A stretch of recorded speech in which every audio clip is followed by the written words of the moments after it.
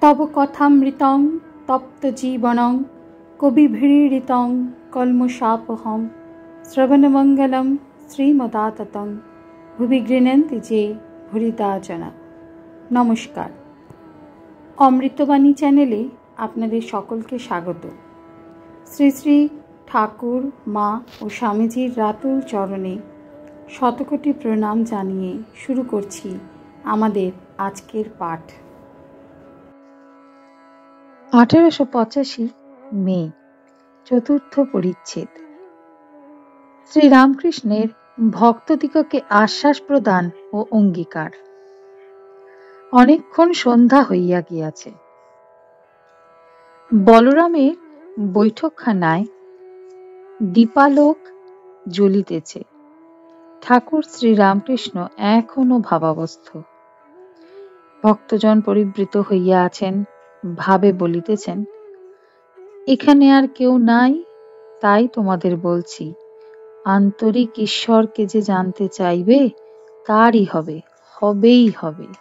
যে ব্যাকুল, ঈশ্বর বই আর কিছু চায় না, তারই হবে।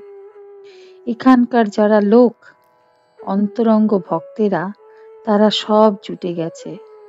আর সব এখন যারা যাবে তারা বাহিরের লোক, তারাও এখন মাঝে মাঝে যাবে।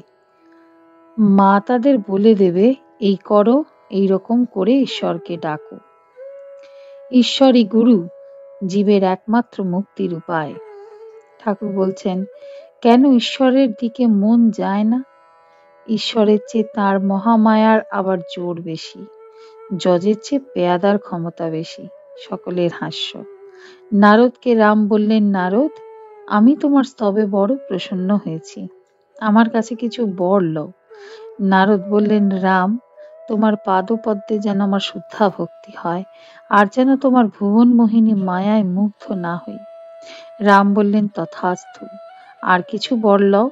নারদ বললেন, রাম, আর কিছু বর চাই না। এই ভুবন মোহিনী মায়ায় সকলে মুগ্ধ। ঈশ্বর দেহ ধারণ করেছেন, তিনিও মুগ্ধ হন। রাম সীতার জন্য কেঁদে কেঁদে বেরিয়েছিলেন। পঞ্চভূতের ফাঁদে ব্রহ্ম পড়ে কাঁদে। তবে একটি কথা আছে, ঈশ্বর মনে করলেই মুক্ত হন। ভবনাথ। গার্ড অর্থাৎ রেলের গাড়ির নিজের ইচ্ছে করে রেলের গাড়ির ভিতর আপনাকে রুদ্ধ করে, আবার মনে করলেই নেমে পড়তে পারে।